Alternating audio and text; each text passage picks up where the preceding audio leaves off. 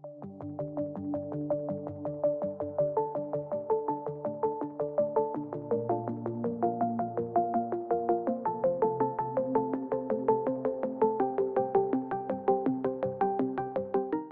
everyone to another session of Answer Writing Program 2023 to 24. In this session, we will be discussing questions related to social justice of GS2. Specifically, we will be talking about welfare schemes for vulnerable section, different mechanisms, laws, institutional bodies to protect and defend the rights of the vulnerable group. So let us see the questions. The very first question we have is with respect to manual scavengers. Well, we have understood that the practice of manual scavenging is against the fundamental right, and for the same we have enacted an act. In this question we will talk about the how exactly the act is implemented and what are the issues related to it. In the second question we will talk about difficulties with respect to development of tribal communities. In the third question, which is based on current affairs, we will be talking about India, Middle East, Europe economic corridor, what is the significance and what are the challenges for its successful implementation. So let us start with the very first question. The very first question, let's read it together. Despite the enactment of the Prohibition of Employment as Manual Scavengers and the Rehabilitation Act 2023, the practice of manual scavenging persists in the India. Examine the reasons for the ineffectiveness of the act and suggest measures to effectively eliminate manual scavenging in the country. The very first thing you need to extract from the question is the concept. Over here, we are going to talk about manual scavenging. You must understand what exactly this concept is. Manual scavenging refers to the practice of removal of human excreta from the sewers and septic tank. Now, this kind of practice goes against fundamental rights such as Article 21, 14, as well as there is specific fundamental right Article 17 which talks about untouchability. So, if you want to start the question, you can start with the introduction where you can talk brief about the act. What exactly are the provisions of the act with respect to the protection of the people who are involved in manual scavenging, as well as you can talk about what kind of provisions are there with respect to punishment of 2 years or fine up to 1 lakh or both. You can also mention some current affair related events. You can talk about how a report from Safai Andolan Karmachari mentioned that more than 400 people died because of practice of manual scavenging in the year from year 2016 to 2020. You have also option to write another kind of current affair where the Ministry of Social Justice and Empowerment reflected that more than 500 districts are now free from practice of manual scavenging. So you have ample options to start with the current affair. If you see the question, you further have to examine the reasons for ineffectiveness of the act and suggest measures. So over here in the body 1, we will be talking about the reasons for the ineffectiveness of the act, and in the body 2, you can talk about the measures. So let us start with the body 1. Here we will talk about the reasons for ineffectiveness of the act. The very first reason that you can start with is the legal loopholes. We have seen that certain kind of provisions in the document are not very explicit. When we see the definition of protective gear, it is not explicitly mentioned what exactly are the protective gears which needs to be used during the process with respect to sanitation services. So, such kind of legal loopholes are exploited and the practice of manual scavenging persists. Apart from that, we have issue such as social stigma. Most of the time, people who are employed as manual scavengers, they belong from the underprivileged caste. Now, they are excluded from other kind of opportunities, they are excluded from education, which directly impacts or forces them to stay in that profession, and subsequently they also face social stigma and social exclusion. So, social stigma is one of the reasons behind the ineffectiveness of the act. Then we have lack of political will. We have seen that how Ministry of Social Justice and Empowerment mentioned that more than 500 districts are now free from practice of manual scavenging. But that data says that out of 766, the total 500 districts were free from manual scavenging, but remaining 166 districts still have certain degrees of practice of manual scavenging. That reflects the lack of political will. And the last, you can talk about issues due to outsourcing. Most of the work is outsourced to private entities. Because of unorganized nature of such kind of organization, they do not adhere to the Act's provision, and thus the problem of manual scavenging persists. Now, what are the possible solutions, remedial measures that we can implement to ensure effectively we can eliminate the problem of manual scavenging? The very first thing that you can add in your answer is adopt operational guidelines. Over here, we are talking about standard operating procedures so that we can eliminate all the legal loopholes that we saw in the beginning. Like we can fix what is the definition of protective gears. That way, we can eliminate any kind of subjective interpretation. Second is institutional reforms. When we are talking about institutional reforms, we are talking about making sure that the Act is implemented in the spirit, as well as there are alternative innovative reforms that are inculcated in the institutions, like mechanization of sanitation services. We have seen multiple case studies like Kerala's Bandicoot robot, which is used instead of human for removal of human excreta from the septic tanks and sewers. So such kind of institutional reforms can also make sure that manual scavenging is eliminated. Apart from that, bridging the knowledge gap. When we are talking about knowledge gap in this sector, we are talking about how we do not know the number of people involved in manual scavenging, we do not know the intensity of poverty they are facing. So all those proof points and knowledge points, if we can gather, policymakers can create inclusive policies, effective policies to ensure any such kind of practices are eliminated. Apart from that, we can create certain degrees of awareness campaigns that can sensitize people with respect to this evil social practice. People can understand from the perspective of manual scavengers the issues they face with respect to their life, the social stigma that we talked about. So such kind of massive awareness can also augment the effectiveness of the Act. At the end, in the body, you can talk about why exactly is the need for eradication of the practice of manual scavenging. Over here, you have multiple possibilities to end your answer. Firstly, you can talk about SDGs.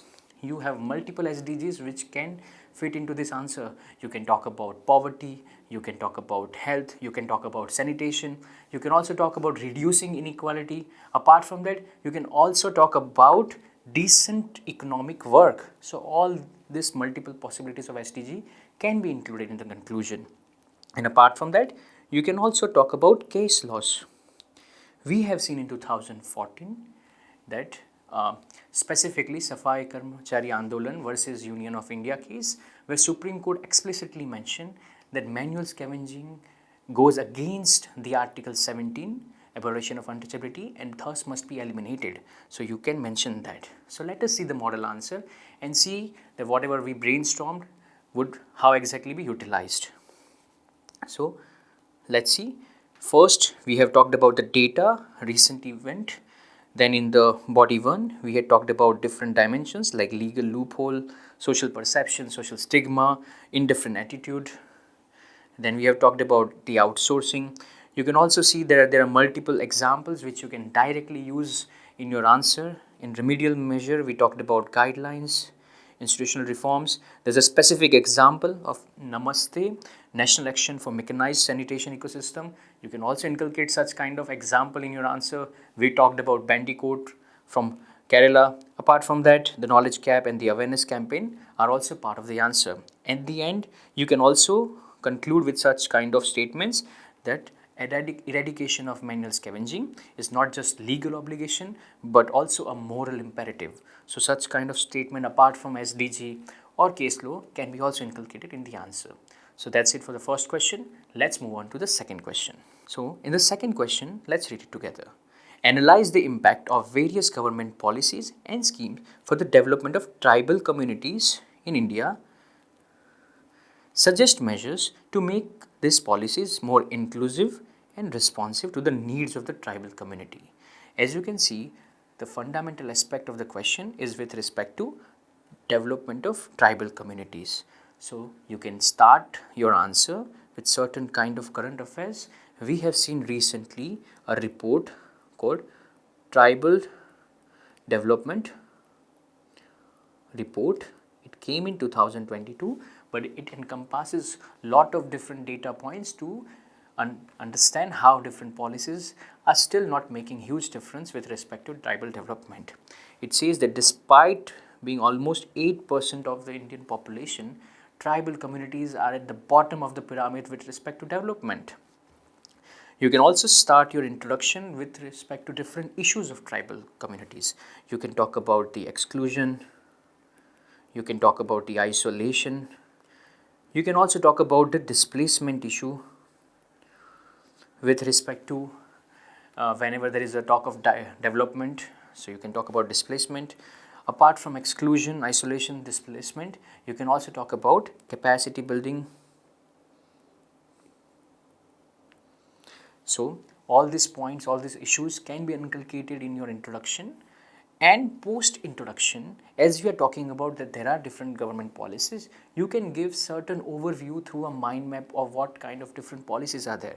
You can make a mind map where you can talk about, you can just mention provisions, the Panchayat Extension to Schedules Act, Areas Act, you can talk about Forest Right Act, you can talk about Tribal Subplan, Eklavya Model, Residential Schools for Education, Vanabandhu Kalyan Yojana for integrated approach for livelihood, economic opportunities, and integrated tribal development project. So this kind of mind map you can just add post your introduction. Now let us see what exactly we must inculcate in the body. In the body, we must inculcate what exactly is the impact, and we have to talk about measures. So we have two bodies. So let us see body 1. Body 1, as we are talking about the impact and schemes we are analyzing. So let's talk about what are the issues with respect to the government policies in place. First issue that we have seen is lack of targeted approach. Well, in India, we have diverse tribal communities. So every tribal community has certain kind of specific issues, but most of the time government policies are in generalistic in nature. One size shoe fit for all, the like issues. So generalistic policies, they do not specifically cater the targeted issues of the communities. So that is one thing. Apart from that, there is issue of limited participation. Most of the time, tribal communities do not have access to the formation of the policies and the schemes. The formation of policies in the scheme, and because of that, their concern, the context through which they come, are not inculcated in the policy, and thus policy are not able to cater the demand of the tribal communities. So limited participation, cultural insensitivity. So we have seen that as those policy are unaware of the context through which those tribal communities have evolved culturally, they sometimes are in dissonance with the cultural practices of the communities. For example, if certain tribal communities, it's very specific for them that they burn their house post certain kind of event because their house are made from let's say wood or certain kind of derivative, and they are given concrete house, their cultural practices would be in dissonance with such kind of development. So cultural insensitivity also creates ineffective policy frameworks. Apart from that, social exclusion and discrimination plays vital role when we are talking about effective and inclusive tribal policies. And the last is weak monitoring and evaluation. Due to lack of political will, bureaucratic apathy, we have witnessed that monitoring and evaluation of all the schemes is not on par with how different other unprivileged communities have their policies and all. So because of such kind of thing, the feedback they receive from the schemes is not effective, and the policies are not upgraded or amended accordingly. So that is the first body part. In the second body part, you can talk about measures. measures to make this policy more inclusive and responsive to the needs of the tribal communities. When we are talking about measures, the very first thing we can talk about is collaborative partnership. Over here, we are talking about how different stakeholders, the tribal communities, the governance, the bureaucracy, etc., can come together and understand each other's perspective so that they can create policies which are effective in nature. Second, contextual understanding. When there is inclusion of members of tribal community in policy making, they will help the entire system to understand what exactly is the context, what are the different cultural practices, what are the different issues that they are facing. That way, specific needs of the tribal community is also catered. Apart from that, strengthening implementation mechanism. Over here, you can talk about how transparent governance, accountability of the bureaucrats as well as political leaders can be held so that the implementation part is effective and tribal community realize their aspiration. And the most important, which I believe, is empowerment of local institution. By empowering grassroots democracy, institutions like Panchayat Raj institutions can really further solve the issue of development of tribal communities. As they are given more funds and autonomy, they can create their own social infrastructure according to their need. So empowering local institution can ensure development of tribal communities. Apart from that, access to justice. Now we have seen in multiple tribal places that they are deprived of justice for various reasons, either due to lack of awareness or due to exploitative nature of the surrounding. If they are ensured and given access to justice, they can realize their liberty as well as they can ensure that they can build their capacity in such way that they are on the path for development. Apart from that, monitoring and evaluation framework must also be strengthened through social audits or through different other participatory mechanisms so that every policy is giving 100% transparency with respect to the feedback and the policies are upgraded accordingly. So that's it for the question number 2, body part. In the conclusion, you have the option to end with how India must continue with the tribal punctual policy and inculcate elements of tribal punctual policy in development policy for tribals. How they must ensure that local genius is given preference and different cultures are not bombarded. Culture different as in the general mainstream culture is not bombarded on tribal population. Tribal rights are ensured with respect to land and forest.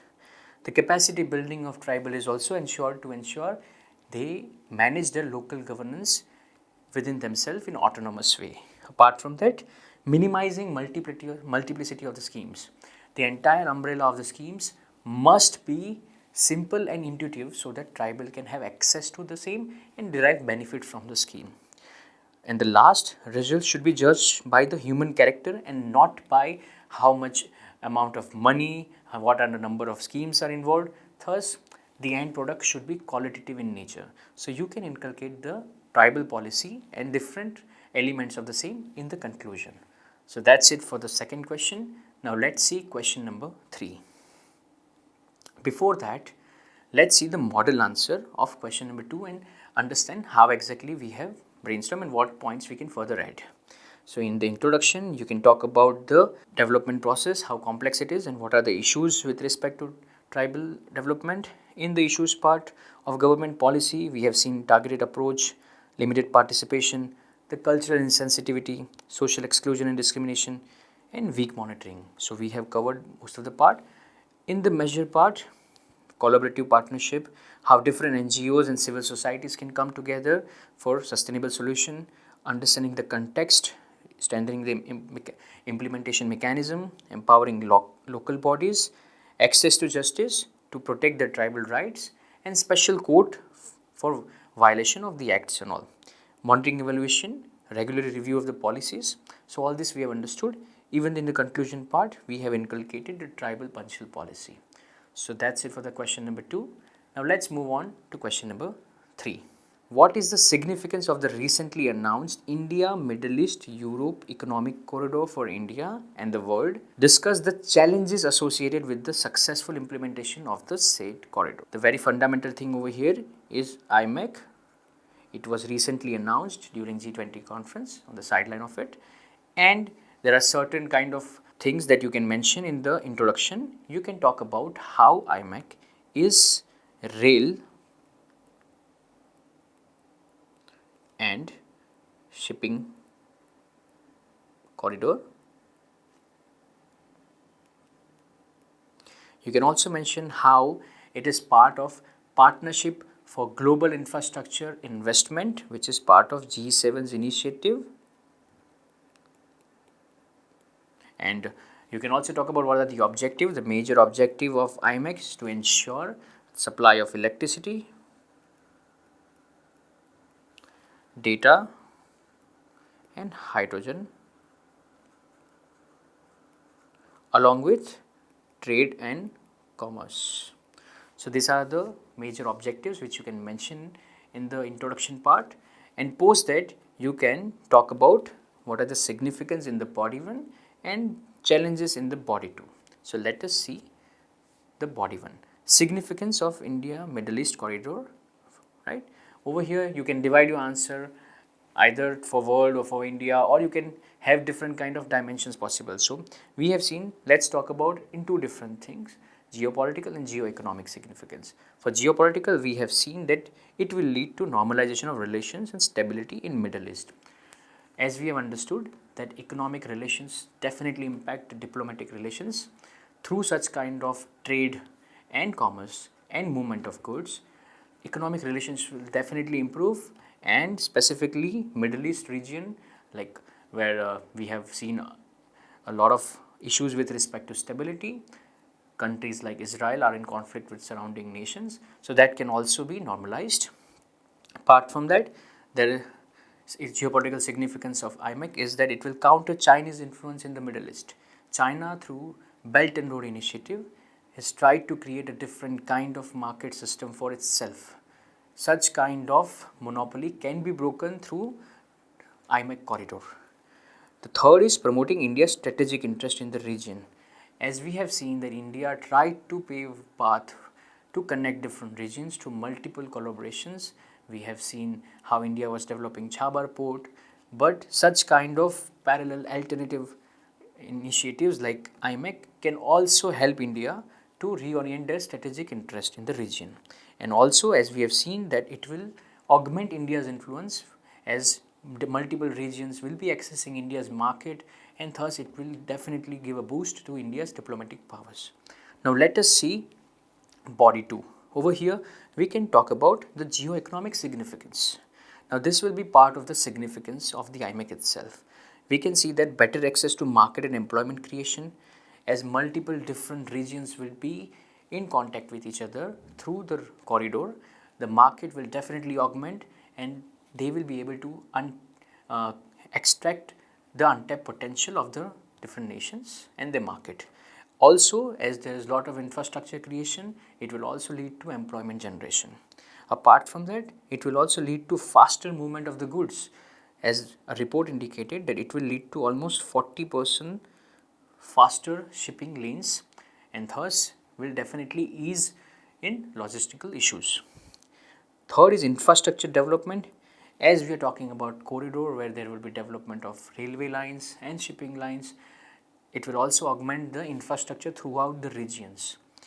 Then the fourth is strengthening of regional supply chain, economic cohesion and energy network. As we have seen the objectives of IMEC, it will also further augment regional supply chains, ensuring their stability in the markets.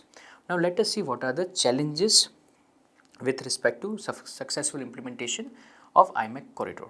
The very first thing is missing infrastructure. As this is a very novel initiative, we have to understand that large amount of infrastructure which is required for the successful implementation of the corridor is still in construction or is planned, such as railway lines through in between the corridor. Then we also have seen how Chinese resistance and presence in the region through Belt and Road Initiative can also create a lot of diplomatic hurdles as well as geopolitical hurdles. The third one is potential pushback by Egypt. Egypt, which derives lot of economic benefit through Suez Canal, can find the IMEC as a competitive thing and can be in direct conflict with rest of the region. Fourth is issue is rise in logistical cost. As we have witnessed that the entire corridor has multiple ports and multiple transition points, such kind of transition point can and will augment the cost of the logistics. So those are the challenges. And last one is geopolitical tension in the region. As we have witnessed that how different region are already present who are facing instability, like the Middle East region, they can also further destabilize the entire project and thus challenge the successful implementation of the IMEC. In the last part, in the way ahead, you have the option to talk about how India can ensure there is collaborative approach and planning with international cooperation along with strategic investment, ensure that IMEC is successfully implemented and definitely gives boost to the regional supply value chain as well as economic empowerment. So that is there for the question number 3. Let's see the model answer. In the model answer, in the introduction, we have talked in brief about the IMEC and how it will realize the objectives of the same. Then we have talked about the significance. Over here we have talked about geopolitical significance, where multiple points about stability, Chinese influence, India's strategic interest and India's influence is also mentioned. Then geo-economic significance about market, faster movement, infrastructure development and supply value chains are also mentioned. And the challenges, you can talk about infrastructure, you can talk about how rail route is going to be a challenge with respect to timely completion of the corridor, how Chinese resistance can challenge the entire project, pushback by Egypt due to Suez Canal, issue in logistic cost, multiple transition points, and geopolitical tensions, Israel, Saudi, US, Saudi, and Chinese, right? And at the end, we have talked about how it will integrate with global supply chain, or you can talk about how cooperative Indian model or collaborative partnerships along with strategic investment can ensure success of the project. So that's it for today's session. Thank you very much.